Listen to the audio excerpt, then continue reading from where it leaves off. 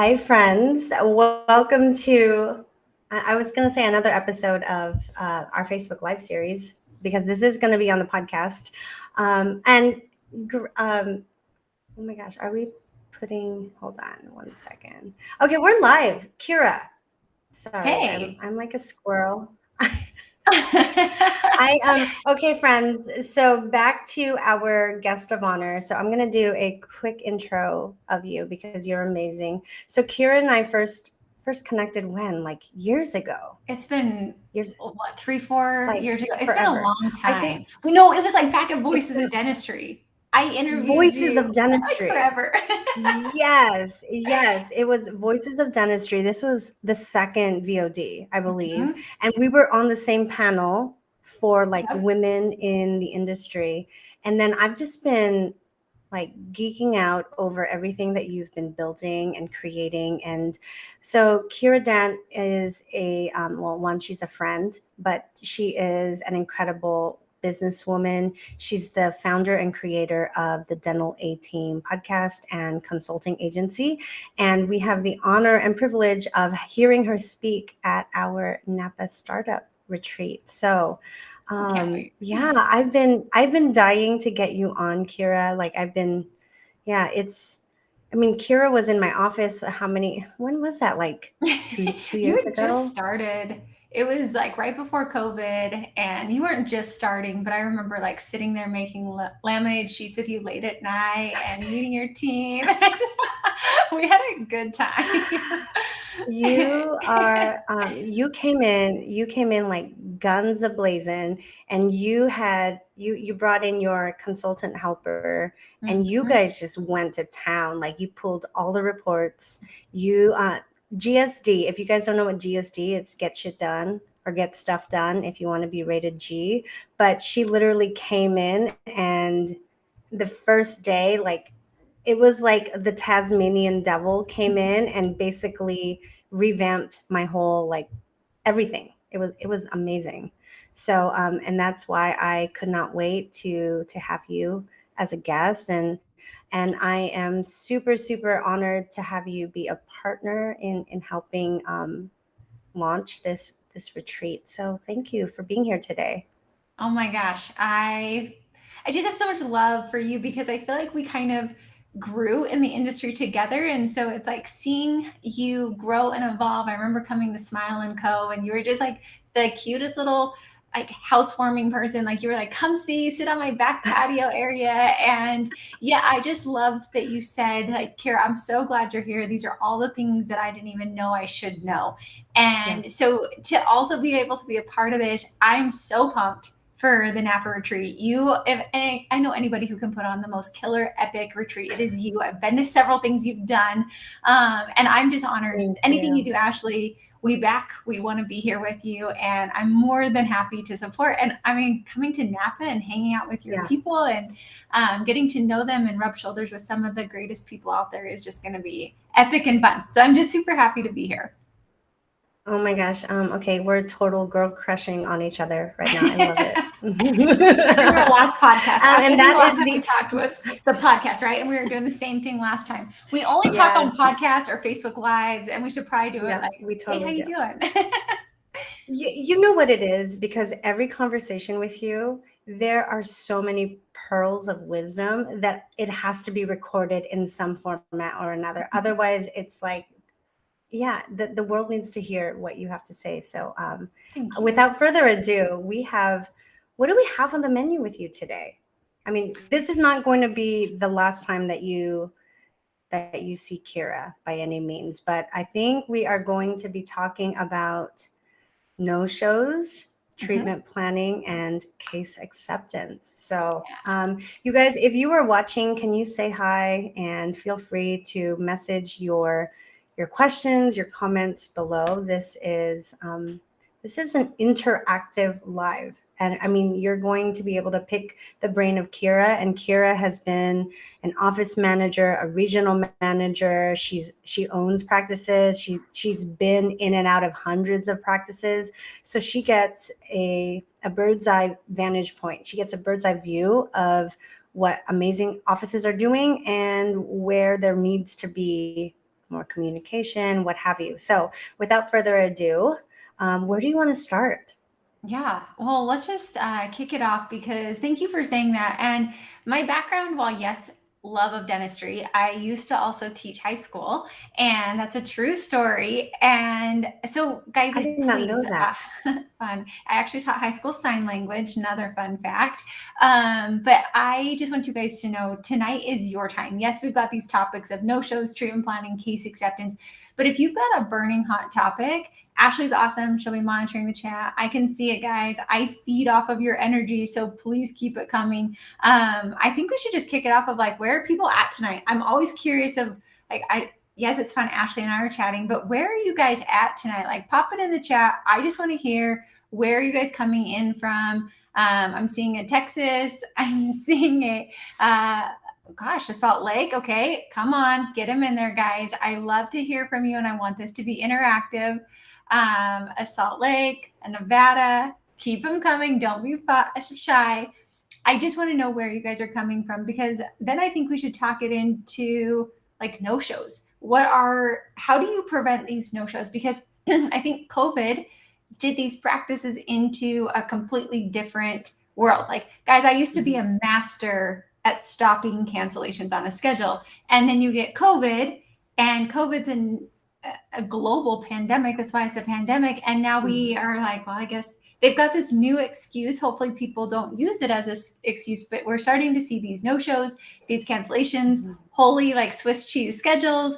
Don't worry, guys. Next month is September, which is also historically known as Sucktember. Like, you guys are coming in with these issues and these problems. So I think it's just a zone of like, let's talk about your schedule. And Ashley, I mean, you get private coaching right here.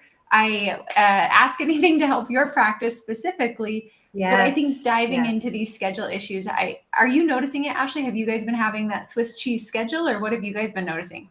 It's actually been really awful. In fact, just today, I mean, we had our morning huddle, and they had 3 hours of my doctor, my associate, my lovely associate, not seeing a patient. And I'm like, what's happening, guys? Like, where do we pull from? And apparently they've been calling and trying to get people, but I mean, there's a legitimate excuse. People have COVID. People are not feeling well, or at least they're saying they have COVID. And what are you going to do? Make them come? No. So we are definitely seeing the Swiss cheese schedule, unfortunately. Yeah, and the thing I love about what I do is I get to coach offices all across the nation. We've got offices. I saw Florida come through as well. Hello. But coaching offices coast to coast, plus in other countries. I've coached in Australia, New Zealand, Canada, like offices. I think the reason I love groups and I'm so excited to be in this group today is because so many people feel that they're the only office, but you having a Swiss cheese schedule is not a specialty to you. It's common across the nation. So let's give you guys some tips and tricks of how to prevent that. So one of the first things, and so many offices that I coach, offices that we teach, offices on the podcast, they're just saying like, Kiera, I already do that. So what I would encourage, like, you guys are smart. You're here tonight. You're giving up your time. You are the elite crowd of people. So kudos to you guys for being here. You're the office that I want to come to because you're actually investing in making your practice better. So just realize some of the things I say might feel like you're doing, just like we might feel like we're eating healthy. But when you actually look at what you're eating, some of those healthy foods aren't actually healthy. Or if we change the timing of eating certain foods, we could get better results. That's a lot of what I'll give you guys tips on. Is everything I implement, and Ashley can say this, like, it's not hard. Everything I will recommend to you guys is very simple, but just because it's simple doesn't mean it's easy. And really, it's going to come down to execution. So with these no-shows, I actually like to go back and let's look at your guys' confirmation process, because sometimes no-shows are coming like as a scheduler. Ashley mentioned I've been an office manager, I've been a treatment coordinator, a scheduler, a dental assistant, I've taught at a dental college, I've owned practices, I currently do as well. But as a scheduler, I love to just have a full day.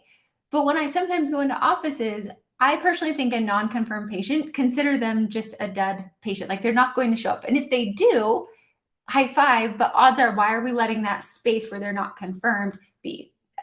So I say get really used to also training your patients. And yes, I'm not going to lie, you'll probably have a good 3 to 6 month span where it's actually not convenient. It's not easy. You're going to have more fall offs of your schedule, but we're training our patients. One of my first podcasts I ever recorded, like this is like back in the archives. I think we're on like 400 episodes, which I still can't believe we've done that many. But one of the first ones, I want to say this is like in the first 10, I called it Don't Break Up With Me. And basically I thought about with our schedules, well, think about it. How many of you are ever going to break up with your hair girl? Like, Ashley, when you're going to get your hair done, do you ever cancel on her? No. Why not? Never. Because one, I have a deposit already, and two, it takes forever to get on her schedule.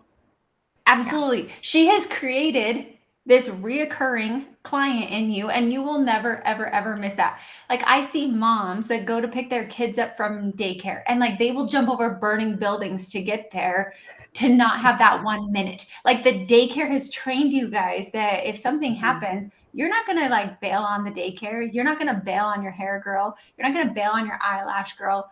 You're going to bail on other things. So as a dental practice, are we easy to break up with? So that's where I think about one, our patients being confirmed. So let's go further out. Let's make sure our patients are truly confirmed. And if they're not confirmed, I like to actually make a second column, like so off the schedule, and I just scooch those non-confirmed patients over, and I call that kind of like my dead column. So that way they're not just sitting there unconfirmed, they have to be confirmed.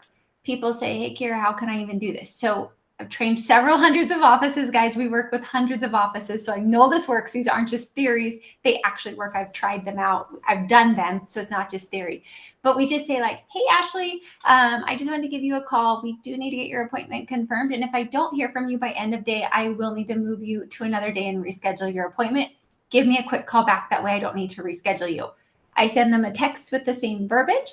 This way, Ashley just learned the rules of the game for our practice. And it's okay if the rules changed as of today. She now knows.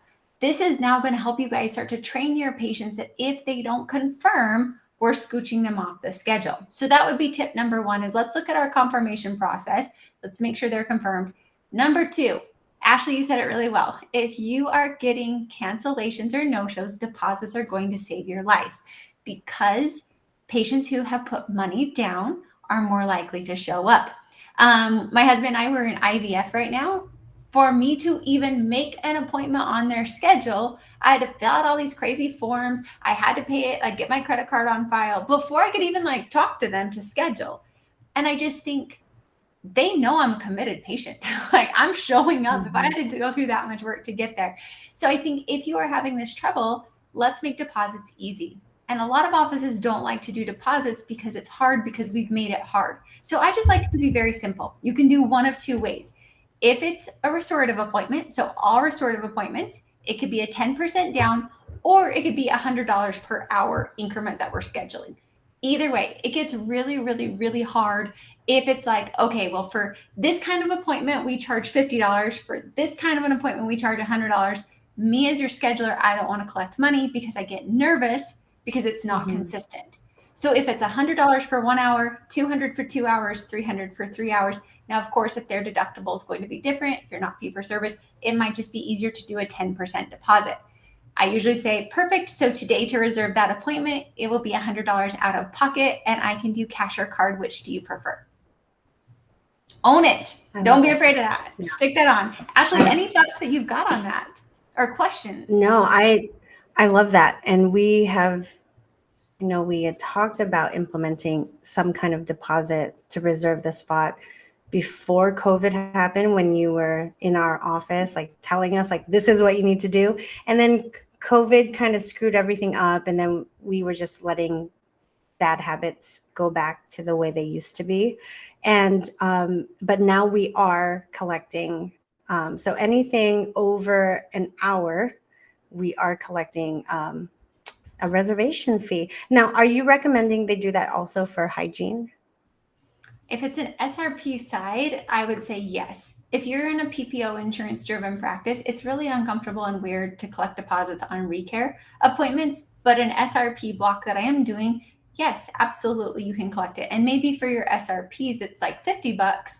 And then for your treatment restorative ones, it's 100, 200, 300, whatever you guys do. But just like my best piece of advice on this is make it very, very simple. So your treatment coordinators, Mhm. your schedulers, they don't get scared and they'll start collecting money. And if someone does cancel without 24-hour notice or same day, are you keeping that deposit, or like what is the rule? Are you just applying it for when they do come in, or is that lost money for them? So, yeah, it's a great question. And also, you said something of this confirmation time of 48 hours, 24 hours. Because that's also going to help you guys. So, yes, that is a non refundable deposit. So, if they choose not to come, that is money to the practice. However, when they Okay. come, that money is put towards their treatment.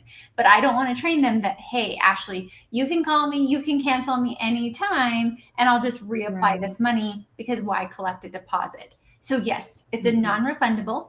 But I personally like to I say, but hey, if you need to change this appointment, no problem. Just give me a 48-hour notice. That way there's no issues. I'm happy to move it. The reason I do 48 hours instead of 24 is because it's really hard to fill a schedule last minute.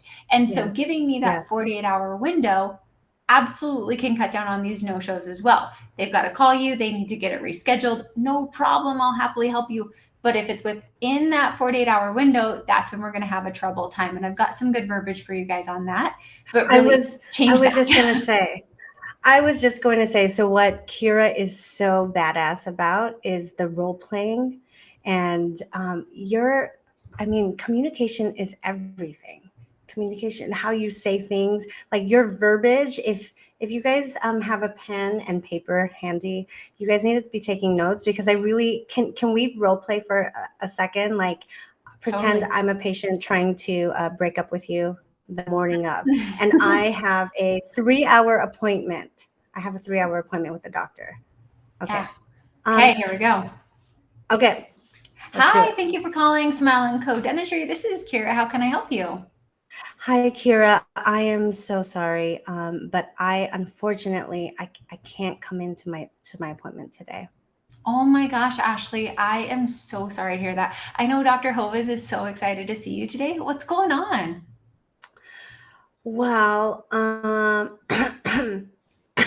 think I'm getting like this tickle in my throat, and I don't know. Like I just I you know I just don't think I can make it. Like I'm starting to get a headache, and I don't want anybody to get potentially sick. I mean, I didn't test positive or anything, but I'm not 100% today.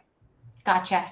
Well, I appreciate you being concerned about our practice. I definitely want you to be comfortable. Just so you know, today's procedure, as long as you haven't tested positive for COVID, Dr. Hova is totally fine. We can have you come in. I will make sure it's very comfortable for you. You will be here for a couple of hours, and we will be beyond accommodating for you to be able to come in today. Okay. I mean, I guess I can come in. Well, do you do you know at what time I'm gonna get out though? Because I kind of have like a nail appointment that they just were able to squeeze me in. Yeah, no, I This happens totally. all the time. It does. This is real life, guys. And I'm gonna tell you why It I did really these certain does. things. Yes. Oh my Yes. gosh, I loved it. Where do you go to get your nails done? I need a good nail girl. Where do you go? Oh, this place called Spring Nails. Oh my gosh, I love them. Okay, I'm gonna have to go. But yes, today, Dr. Hobes, I've got you scheduled until 11. You're our first appointment of the day today. So I've got you scheduled till 11. I'll let Dr. Hobes know you've got that nail appointment. So we'll try and scoot you out. If not, don't worry. I'm happy to even call your nail girl for you. But I promise I'll get you in and out as soon as possible. Okay. Well, thank you. I guess I can come then. Okay, I'll come. I'll see Okay. you soon. Okay. Thank All right, you. Ashley, how was that on your side? Because I was a little hot and sweaty on my I know, side. I know. I was like, okay, because I was thinking in my head all of the reasons that we've heard as of late. Like, okay, I'm not feeling so well, and you know that they're kind of dragging their feet just because they know that they're going to have to pay, right, Mhm. at this appointment.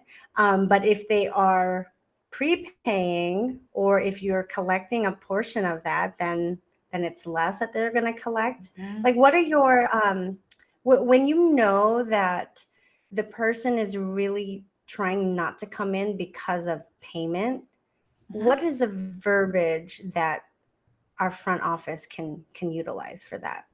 Okay. So I want to add a few things and then I'm going to answer that. I hope people heard this because what happens is we often assume, like, if I knew Ashley, I might be like, oh, I know she doesn't want to pay. Guys, if you noticed, I asked her, what's going on? Like, I want Mm-hmm. Ashley to tell me that she's not coming in because of payment. I don't want to assume, because if I give her an option to be out, she's going to pick up whatever I toss to her. So I'm like, oh, what's going on? You guys can have your own policies in your practice. For us, it was if they're not positive, tickle in your throat, no problem. We're all taken care of. But that's an office preference. If Ashley would have truly been sick, I would have been like, dang it, Ashley, I'm so sorry to hear that. Like, if she's really, truly sick, I'm going to reschedule her. I'm going to flag it in her account so she can't pull this on me every single week. I'm going to put a note of why she's calling in.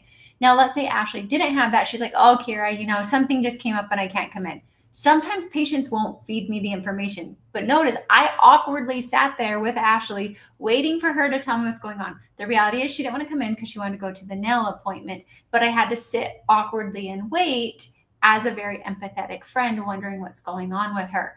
So really what she was coming up with was timing. She really wanted to get out to go to her nail appointment. Fantastic. I can scooch it up, tell the doctor, see if we could get her out sooner.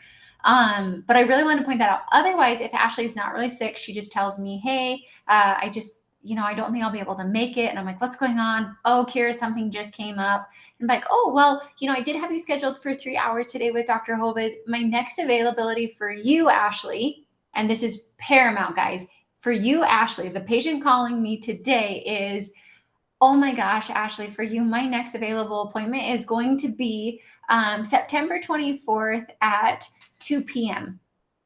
And I just stop. I'm going to choose a yucky time of the day and I'm going to go at least 6 weeks out. And then I just stop and I say, that'll be my next available for you. I don't care, schedulers, if you have an appointment tomorrow or the next day, because Ashley needs to know she cannot come in tomorrow if she calls me last minute. So I scooch her out 6 weeks and I just pause. And she might be like, oh, at 2 o'clock, I get an 8 o'clock. I'm going to come today. I'm going to change my schedule. Mm-hmm. Remember the babysitter, the daycares, the nail girls, the hair girls, like we are going to get her to want to come in. So that's how I create that urgency. But yet if they're like, I just can't afford it. I think that's, again, let's go back in time to making sure that they schedule and they sign off on treatment plans and say, okay, when you come in today, this will be your total. For some offices, and I've seen this actually work really well, some offices, what they're doing is they're actually calling, or they have a credit card on file where they will run it the day before so the patient knows. So I don't even have to deal with money when they come in. So that can actually be a solution. If I know it's truly money and they say, you know what, Kiera, bottom line is I just can't afford it, I'm going to pivot on that and say, Ashley, thank you so much for telling me. I know that that's really sometimes can be tricky to have to say. Let's actually come up with some solutions. So my job is to create solutions. And so walk me through. I know we've got this pretty extensive one today. I know we reserved this time for you today. We do require 48-hour notice for any appointment changes. I did not say cancellations. I said appointment changes because I don't ever want to plant a seed that Ashley can cancel on me. So any appointment changes. So let's actually talk of some options of what we could do. So today, this is the total. With that, talk to me through that. Like, what could you afford? What could you not? My job is to find solutions. I've got third-party financing. Have we discussed that as a solution? From here, my job is to still partner with Ashley and create some solutions for her. My goal as a scheduler is if she could even come in for 1 hour and I can get it down. I know I've got 3 hours blocked. If I could still keep her to come in, still help with treatment on it, fantastic. I've got 2 hours. Like I've got an hour to fill this extra 2-hour block. So teaching your team to think in ways like this, like I obviously want to help Ashley out. I want to keep our schedule full. I want to remind Ashley of the rules of what's going on, but this is really where you can then partner with them. You can collaborate with them. But at the end of the day, I also have the patient help become a solution to their success as well. Did that help answer your question, Ashley? Yes, no, absolutely. And do you want to tackle that question? Yeah. So I Oh, tested positive for I'll COVID. read it for the podcasters who can't see the video. Sure. We have a lot of, I tested positive for COVID. Are you guys requesting proof of a positive test? All right. So on that, the answer is no. I'm not requesting. I don't want to see these things. I don't want them texting me. That's fine. Just like if someone's got a stomach ache, I'm not asking them to show me that they puked in a napkin. Like, that's okay. I don't need to see this, right? I think it's an equivalent piece. And so with that, what I say is, oh my gosh, Ashley, I am so sorry to hear that. I hope you feel better. Best thing that helped me was I literally just loaded up on Delsum to help with my cough, and I took Benadryl at night so that way I could get over it faster. So I hope everything goes better for you. Let me actually schedule you 2 weeks out. That way I just get you on the schedule. So when you guys are feeling better, you've already got an appointment reserved for you. And I wish you and your family all the best of the healing. And I'm going to scooch her 2 weeks out. The reason what I see is we're going to probably hit, guys, get ready. We're in summertime. And if we mirror what we did last year, we're about to go into the fall. We're going to start seeing more COVID cases on the rise. It's just like the flu. I'm not saying COVID and the flu are the same. I'm saying the trends of when we get sick tend to be everyone's back to school. We're getting groups back together. We're going to see an influx of more COVID cases. So that's what I say is just start rolling them out 2 weeks. You'll have a 2-week dead time. So just get ready. But then all those cases are going to start to move and you'll open up. Some offices say, Kiera, but in 2 weeks, I'm totally jam-packed full.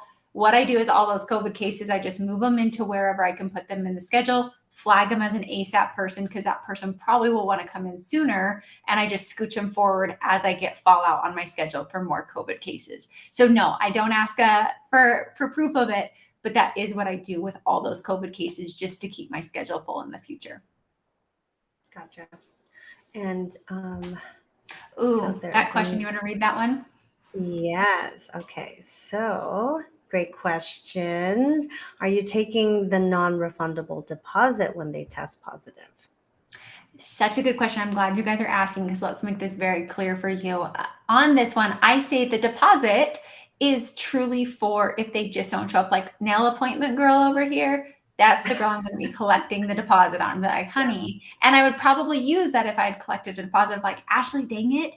So you did put that $200 deposit down, just so you know it is non-refundable. So if I need to move you today, then it is going to be a loss of $200. Instantly, she's like, oh, nail appointment's not $200. I'm probably going to come in.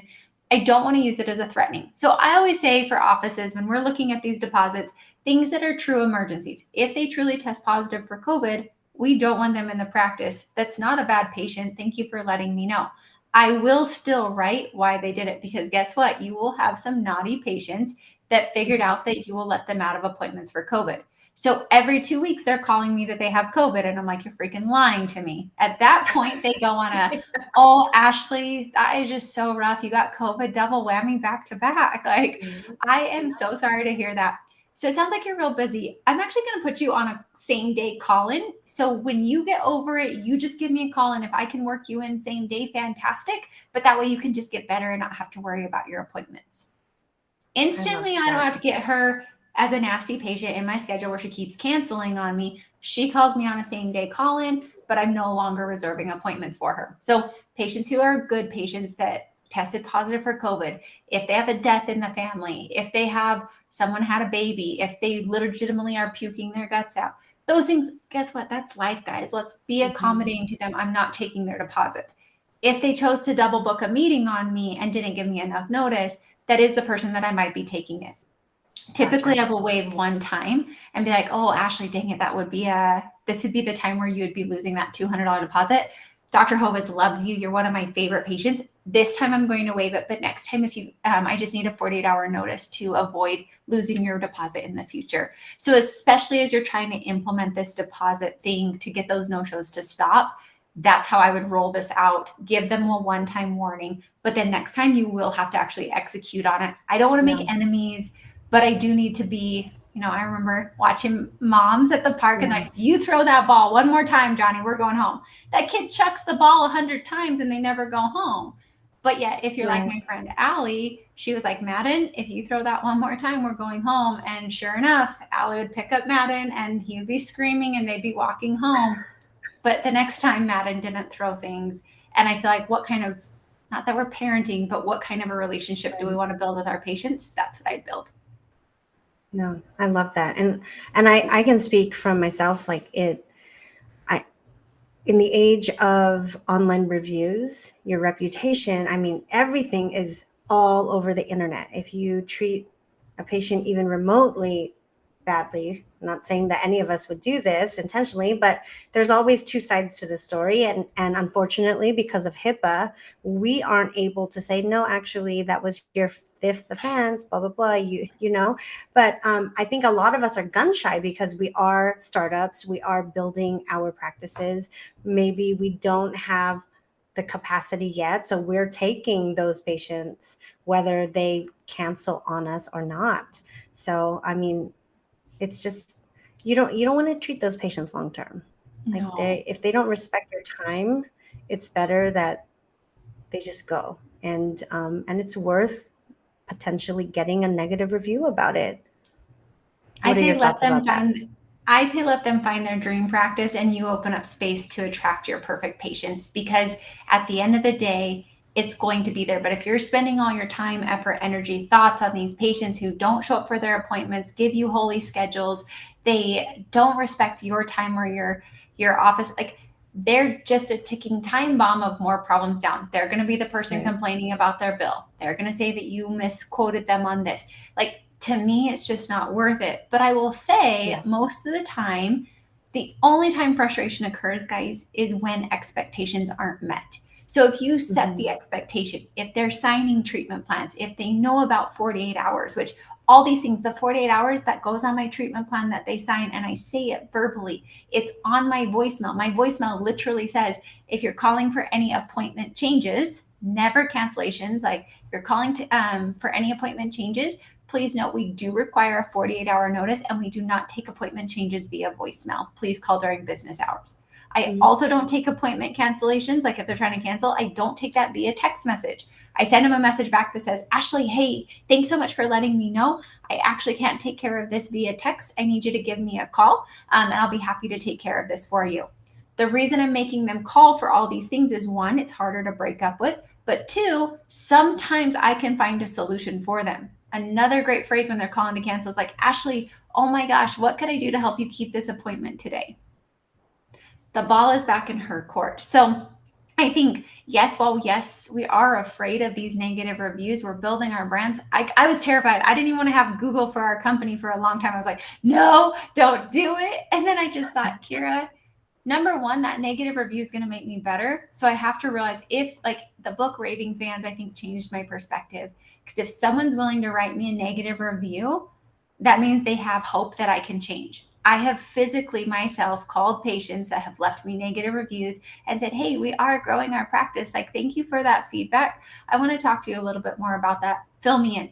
I have had people change their reviews from 1 star to 5 stars just by calling them. So I feel like take that negative review. Like, I would rather not live in fear of that negative review and set my practice up for success and realize that negative review means they care and they know that I care and they're willing to give me a chance to change. If they didn't give me a negative review, then guess what? I never have an opportunity to improve. So I would say just change how you're viewing that as well.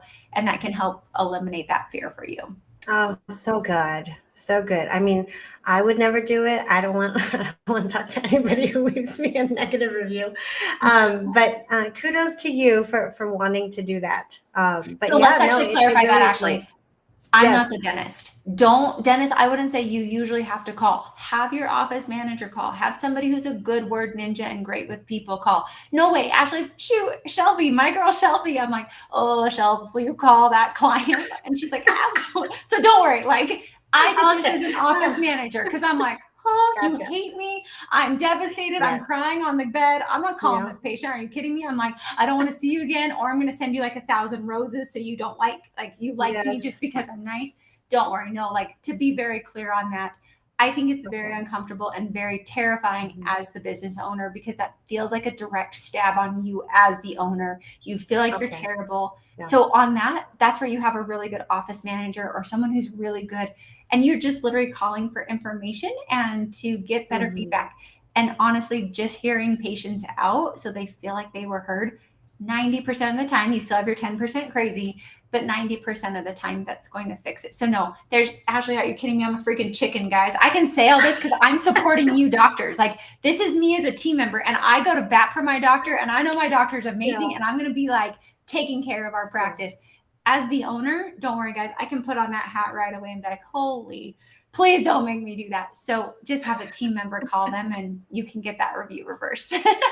Okay, thank you. Okay, so we're at the halfway point. So now I want to switch gears because you are a word ninja. I love that.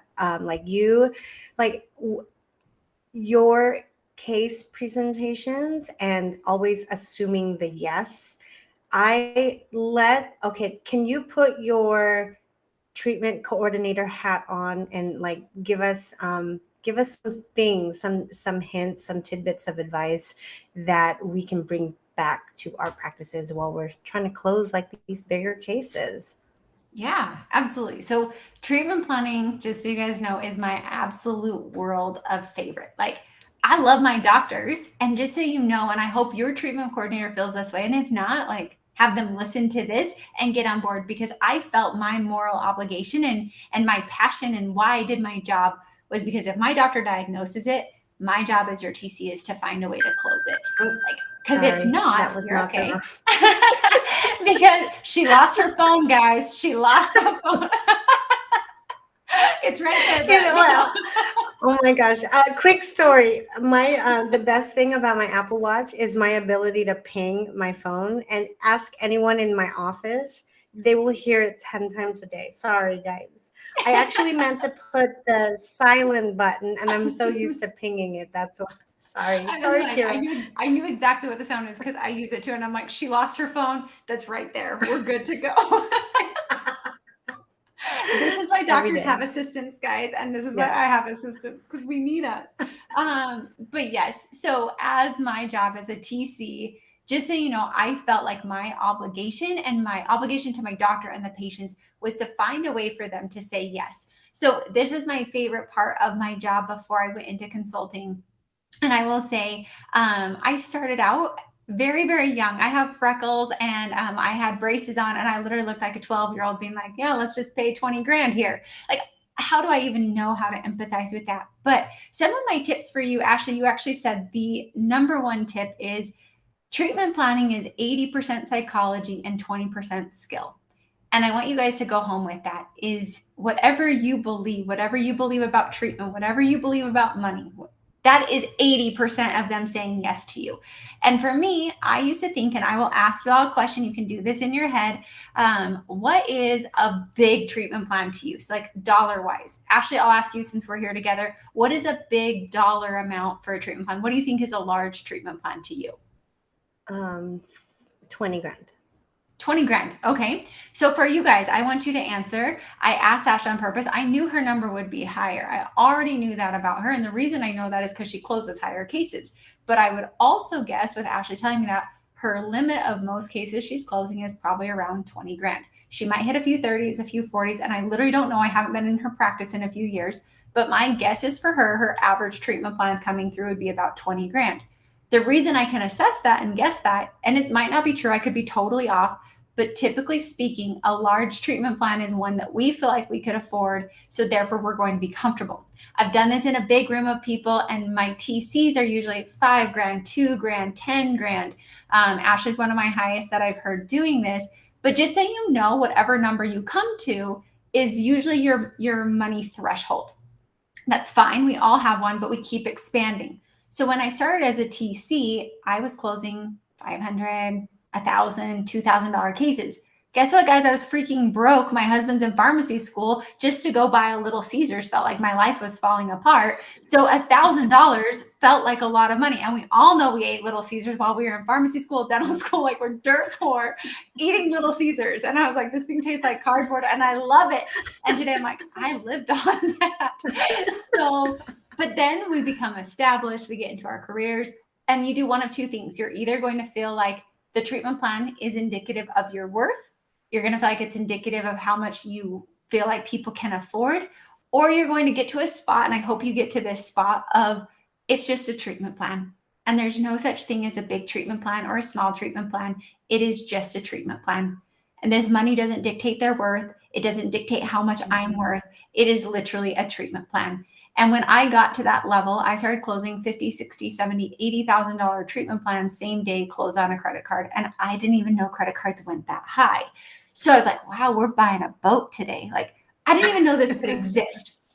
But what I found is it's all your psychology. So yes, that is the first thing, is assume every patient wants to say yes to you, because what that does is that actually creates the energy that you're going to be bringing to the table. So I tell doctors, like, have a trigger spot when you walk through that door to go do an exam. I want you just to think to yourself, you can have your mantra. Embarrassingly, I will share mine. Mine is, everybody loves me and everybody says yes to me. And I don't care what you come up with. But the reason I say that is because I can assume everybody hates me or everybody can't afford this.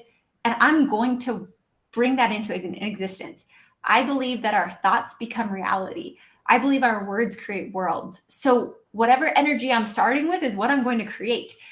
There's a quote by Tony Robbins, and he says, the greatest need in the human, like in our human behavior, is the need to stay consistent with who we believe we are. So it's not who we actually are, it's who we believe we are. So if I believe people love me, guess what? I'm going to work my tail off to make sure people love me and say yes to me. I'm going to make that into a reality. So you get to choose. So that was mine. So doctors, when you walk through that exam room, I want like that door threshold to become your spot where you're like, this patient loves me and they're going to say yes to me. As treatment coordinators, it was everybody loves me and they say yes to me, because I come in with a confidence. And at the end of the day, your patients are actually buying your confidence. They don't know if you're a good dentist. They have no idea if the crown you put in my mouth is good or if it's bad. They literally don't know. They are buying your confidence. And so you're going to take that and run with it. So for me, that was the starting point. And doctors, please do us a solid. Give a comprehensive exam, but then give me a starting point. Oftentimes, the next piece of treatment planning is complexity and confusion leads to indecision. So if you're like, hey, well, we could do an implant, or we could do a bridge, or we could do a filling, this patient's like, what the heck am I supposed to do? So make it very simple. So I say just, and I have my famous acronym, NDTR. You can say neuter. You can say new dentist, tough road. You can say Nevada dentist, totally rock. You can say, I don't care. Never date the rookie, I think, was one of the funniest ones I heard, but being neutered was also probably one of my favorites. And that stands for give me the next visit. They're like, Kiera, I got to be neutered when I work with you. And I was like, oh my gosh, absolutely. So with that, it is literally going to be N stands for next visit. D stands for the date, like the time frame for them to return. T stands for how much time, and R stands for recare scheduled. The reason I need this nice, pretty bow is doctors, if you can, I don't care, do a comprehensive exam, talk to them about implants, whatever it is, but start, hey, Kiera, I want to get you back. We're going to start on the upper right. I recommend we do that implant. I would like to see you back within the next 2 weeks, and I need about 2 hours for that appointment.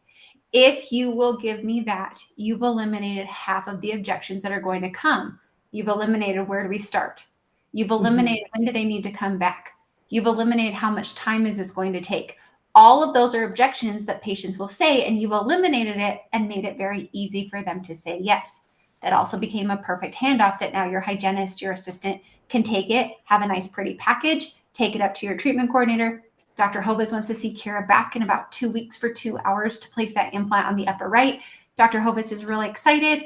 Kiera, what questions do you have for me? Sarah's amazing. She'll take great care of you. The most perfect handoff. Now I can pick it up and be like, perfect, let's get you back. I'm going to get you scheduled in 2 weeks with Dr. Hovis for 2 hours for that implant. I've got Monday or Wednesday at 2 o'clock, which works best for you. I did a few things through there. 1, I just took what you said. 2, I scheduled them first. 3, I'm going to talk about finances. I purposely do sequence like this. And the reason I say that is because just like in a combination lock, sequence matters. I can have a combination of 3, 2, 1, but if I put the numbers in a 1, 2, 3, yes, I had the right numbers, but the lock won't open because I didn't do the right sequence. So I have found, give me the perfect handoff with the NDTR. Then as a scheduler, have a perfect handoff. Compliment the doctor, get them on the winning team. Dr. Hovis is amazing. You're going to love her. Her implants are incredible. You're going to have like the best smile, and I can't wait for you. Let's get you scheduled. Dr. Hovis is available for that implant on Monday or Wednesday. I've got 1 o'clock or 9 o'clock, which works best for you. People are always like, Kiera, they're going to freak out. They want to talk about money. And I'm like, of course they do. But I'm also getting them committed, because for me, everybody loves me and everyone says yes to me. So I'm going to assume that they're saying yes to me. Why wouldn't I schedule them? I'm going to schedule them. If they're like, Kiera, what does it cost? I'm going to be like, no problem. I'm absolutely going to talk to you about that. I just want to make sure I get a spot reserved in Dr. Hovas's schedule because she's super busy. I've got Wednesday or Monday, which works best for you. This also, just so you guys know, Cialdini's principles is it is getting them into this mindset of saying yes to me already.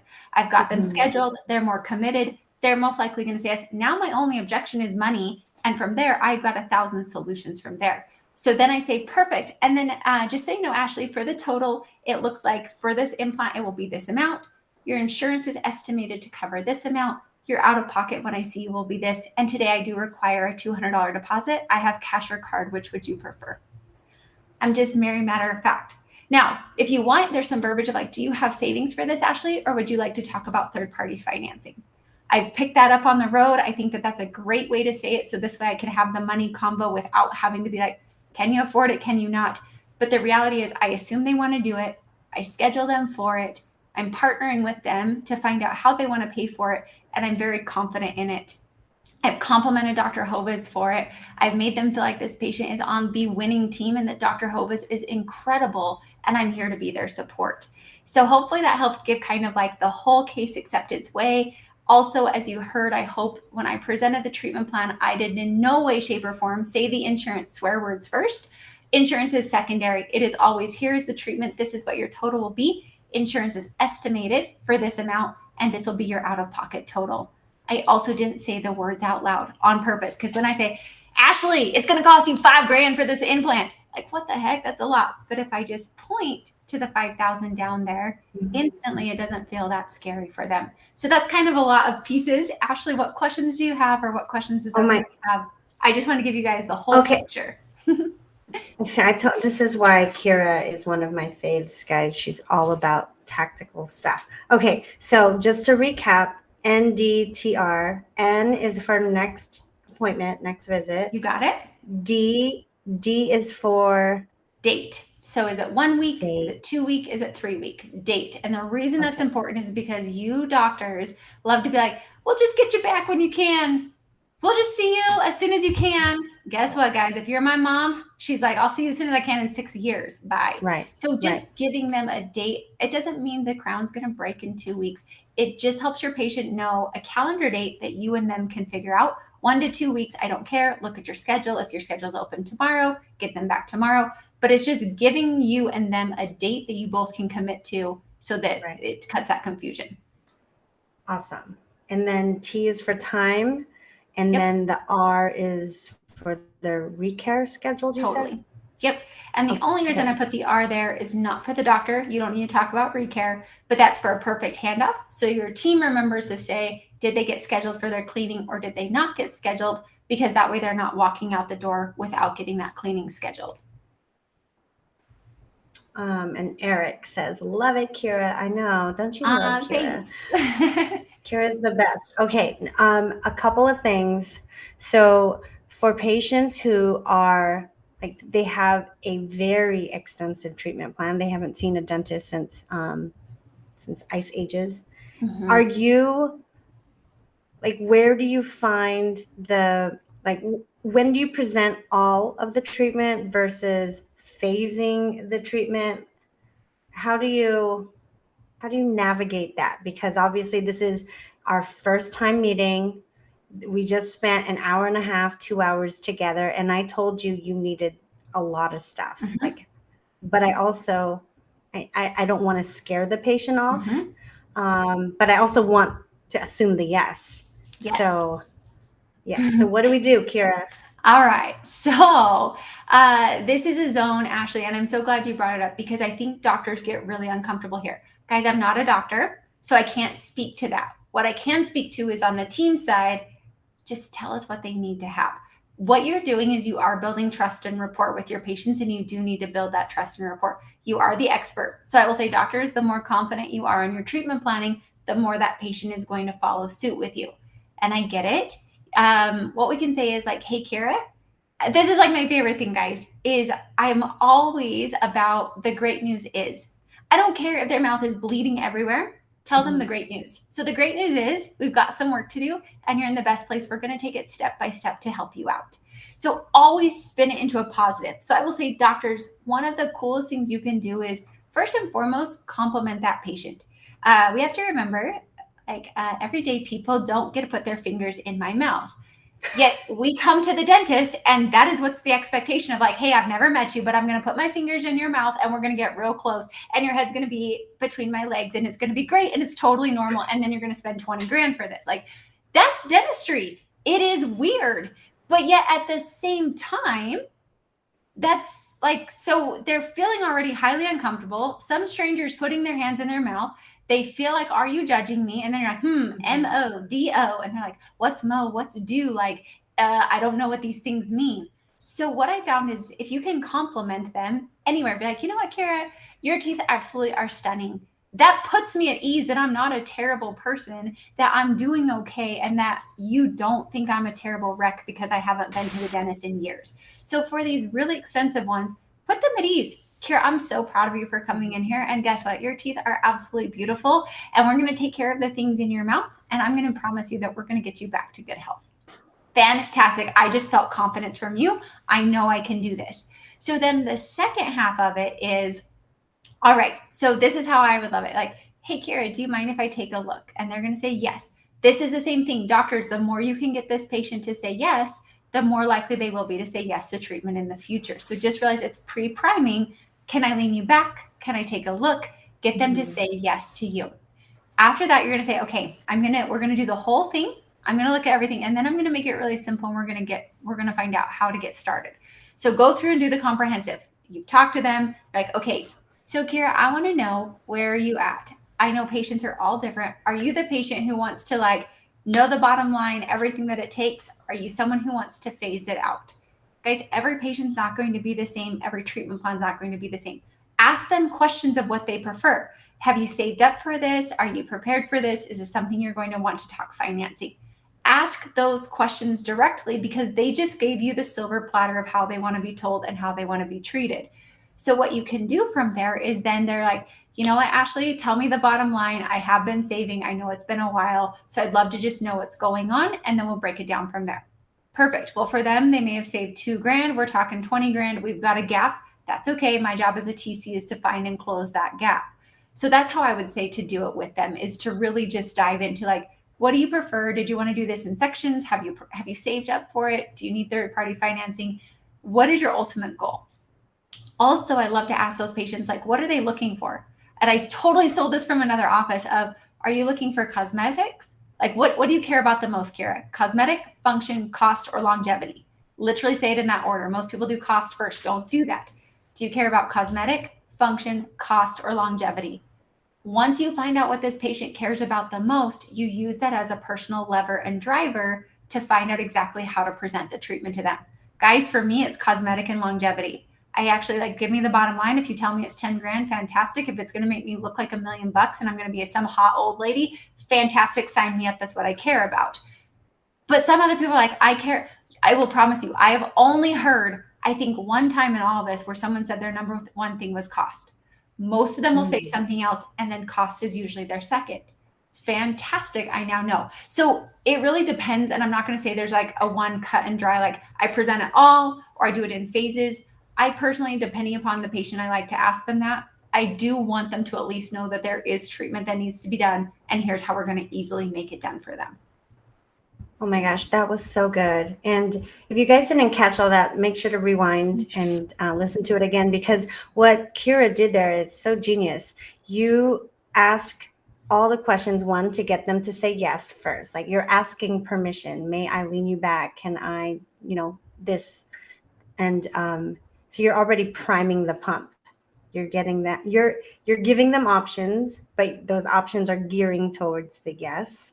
And then I love that you. I'm going to start using that. The what's most important to you: cosmetics, function, longevity, or cost.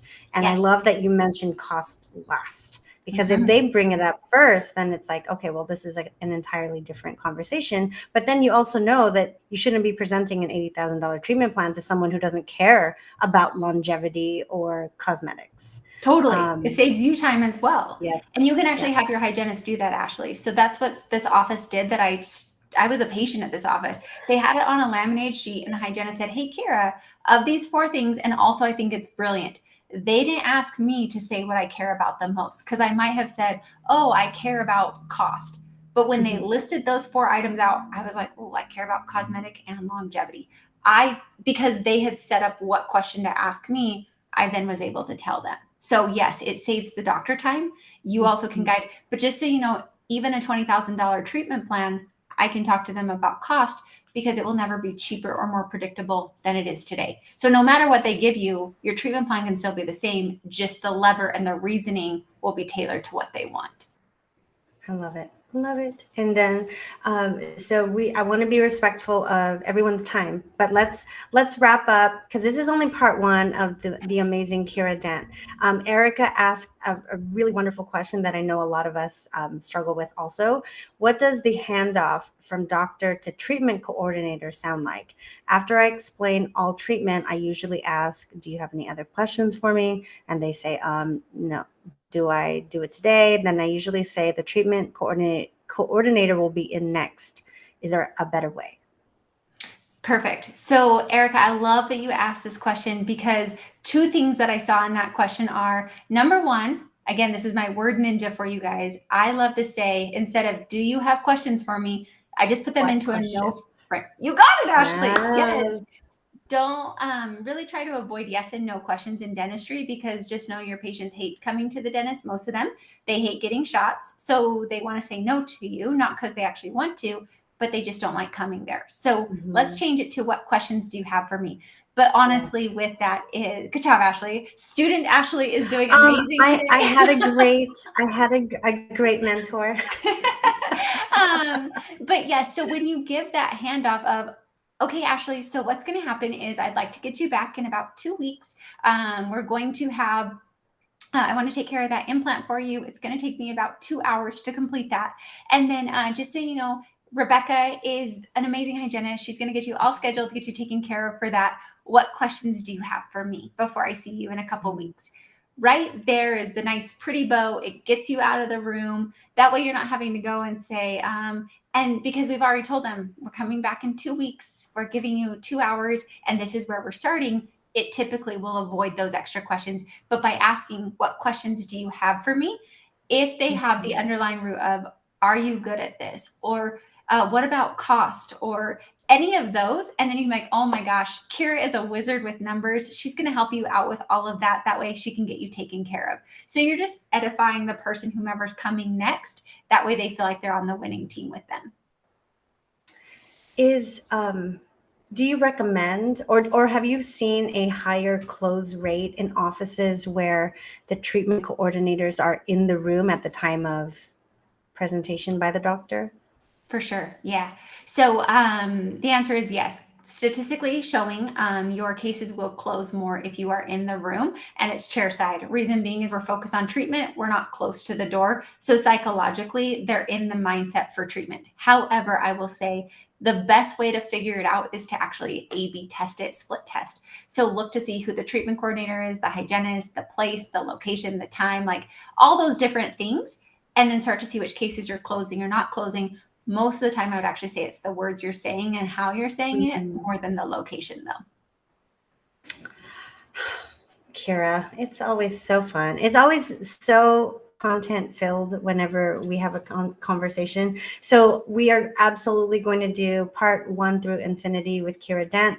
Lots and lots of tidbits. And if you want to hear her speak about what separates the top 1% of practices she is in, then make sure to come to Napa because she has a whole presentation about that. You don't want to miss that. And yeah, do you have any last remarks, Kiera, before our next session together? I just want to say thank you. And I would say, doctors, you get to create your own reality. And so decide what reality you want and create it. You are masterful and you get to design the life you want to live. And I hope that it's one that you love and just be around great mentors. So, Ashley, thanks for this opportunity. Oh my gosh, thank you. I just love you and adore you. And you guys, Kiera is She is amazing at what she does, and she walks the walk, and she has been in so many different roles in the dental office, and now she coaches so many practices. So yeah, I can't wait to have you back, and then we need to record because I want to know all Yeah. about your life, like the personal side on Little Black Dress. So Colin, Yes. I made sure to show Colin's face, so Colin's here. I love Can't it. can't Thank wait. you so much. I can't wait. We'll And have guys, you back. thank you for that. And I was going to say, if you guys want more tips or things like this, like head on over to the podcast on our website, thedentalateam.com. So our podcast is the Dental A Team. So like tons of little tips like this, you can give it to your team. I purposely make it from a team's perspective. But also there's like hiring resources for you guys, because I know hiring is a total beast on our website. So just wanted to send those along of just some like fun, easy ways for you guys to just get more easy little snippets of these words and how to say things. But if that's helpful for anybody, head on over to the podcast or to our website, thedentalateam.com. I'm happy to help you guys with anything we can, but it's just awesome, Ashley, to be here. And I'm so excited for all of you guys. You are the future of dentistry. So don't forget, you're in the best profession you could ever be in. Yes, amen to that. Well, thank you guys for watching, and we will be back with Kiera in the near future. And Kiera is a contributor, a regular contributor, and valued member of this group. So if you have a question, tag her, please.